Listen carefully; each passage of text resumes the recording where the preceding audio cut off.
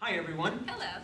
We are continuing our series on scripture reflections, and today we prayed, and Alison suggested that we offer a brief reflection on St. Matthew's account of the Transfiguration of Jesus.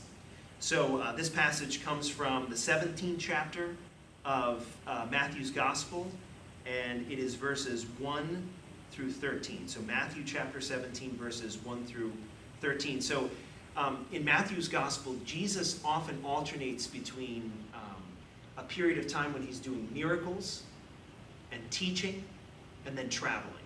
So Matthew puts Jesus kind of on the move, and then he'll stop and he'll teach and work miracles. So here we are in one of Jesus's central teaching sections of Matthew's Gospel. So Jesus is offering a lot of parables. He has just had a conversation with Peter a few verses before this about where Peter said, Jesus, you are the Son of God. Jesus then said, Peter, you are rock, and upon this rock I will build my church.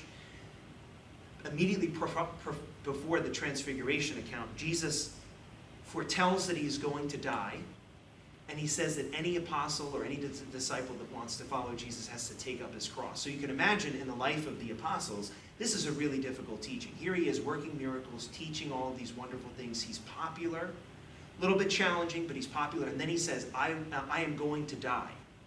I'm going to my death. And so the apostles, especially Peter, are like, I don't know what's going on. So Jesus, in his mercy, takes his three closest collaborators in the apostolic college, so Peter, James, and John, and he takes them up a mountain, and there on the top of the mountain he is what we say is transfigured. So basically what it is Jesus shines with the fullness of his post-resurrection glory.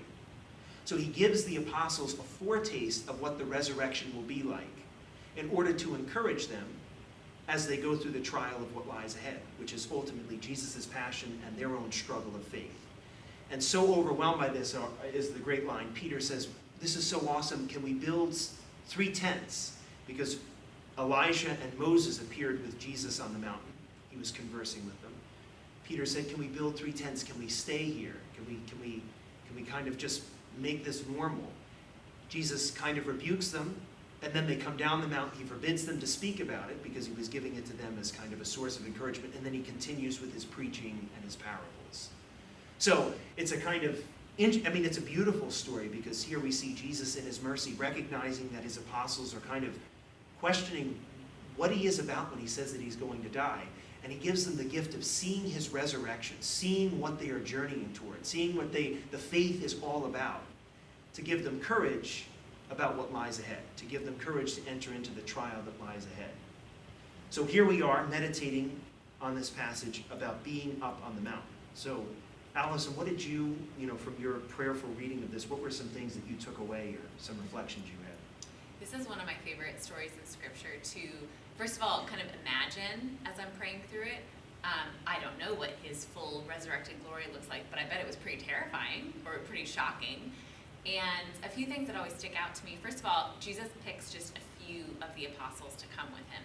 So he chose these specific men for this specific experience. And even if you just stop right there when you're reading the story, if I'm praying about it myself, if you're praying about this yourself, when is the time that God chose you for a specific experience? You didn't volunteer for it, it was just placed in front of you and you had that experience.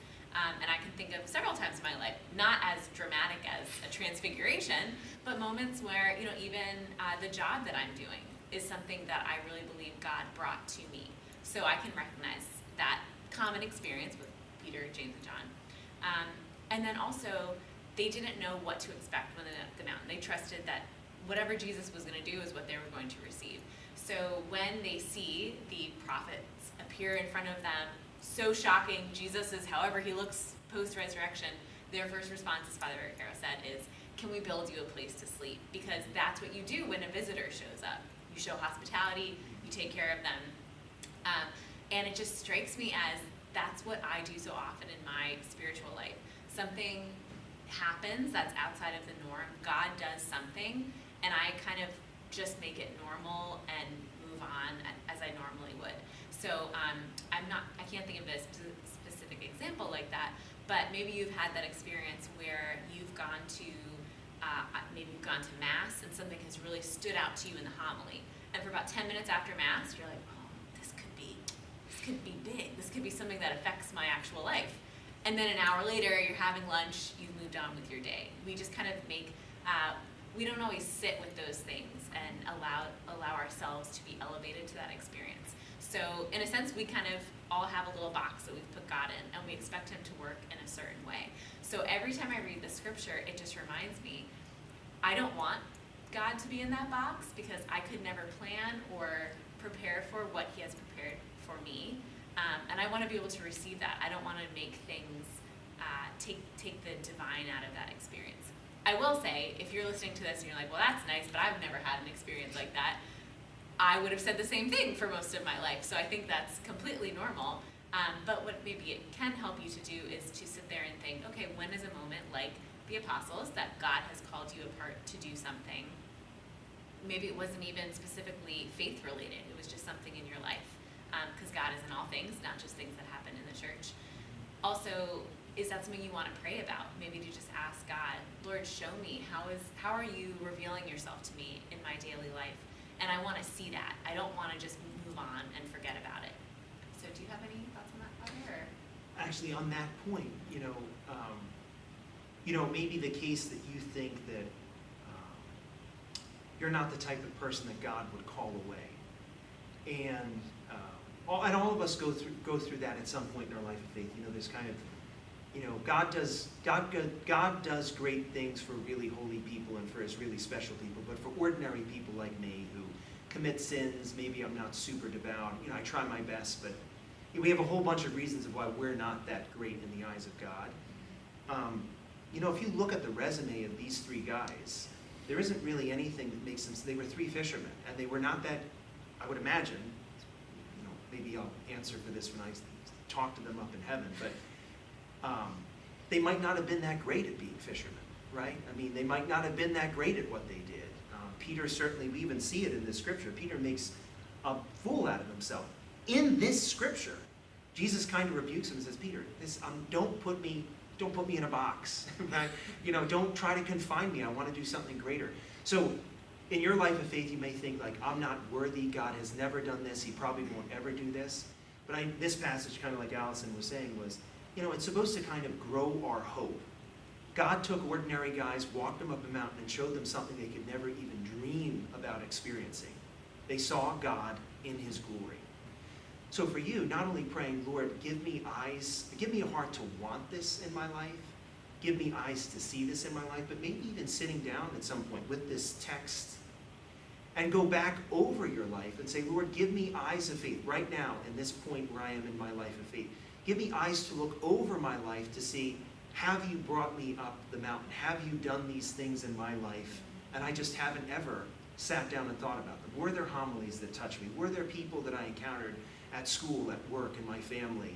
Were there conversations that I had? Were there moments where something should have happened to me, but for whatever reason I was spared, or a blessing that should have gone to someone else came to me, or at least in your calculation, to see when has God kind of brought you up to give you a blessing like this. It's so worthwhile to sit down and look over your life with God's eyes and to see, you want to know what he has blessed us so much more often than we have ever noticed.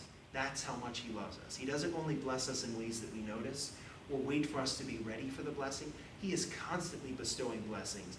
Sometimes he gives us an opportunity to say, like, sit down, go back and look to see how much I really have been there for you, even in ways you wouldn't have looked for. The other thing that kind of jumped out at me when I was reading this, and as you were reflecting, Alison, was there are some really great lines in this scripture that are great to memorize and just kind of use in prayer. I don't know if you do this, but it's recommended by many of the doctors, like the doctors of the church and the saints, to just have little bits of scripture memorized, to just run across your head run across your mind when you're run across your mind when you're like sitting and wanting to pray, or when you're going through something. So the two that really jumped out at me, well, three actually. Peter's line, Lord, it is good that we are here. Oh That's that one of my people- favorite I lines. sometimes say that when I'm at Mass. I just say, Oh. it is so good that we're here, right? And maybe when you're at dinner with your family or on a phone call with a friend or just walking in your neighborhood and noticing, like, this is a really great place. Lord, it is good that it's good that I'm here. Thank you for letting me be here. That's the first one. The second one is the apostles, like you said, when they experienced Jesus in his glory, they kind of were so overwhelmed. So before Peter even spoke, there was like this moment of, what's going on? It says they fell on their face. So Jesus' first word to them was, don't be afraid, right? Jesus gives that command so many times in the scriptures. We are, as people, we have to admit it, we are usually plagued by stress, fear, and anxiety. Self-doubt kind of comes in there and is mixed in. And Jesus constantly is saying, don't be afraid, commanding it, don't be afraid. If you are with me, there's no need. So that line. And then the great line that the Father in heaven spoke to Jesus. This is my beloved Son.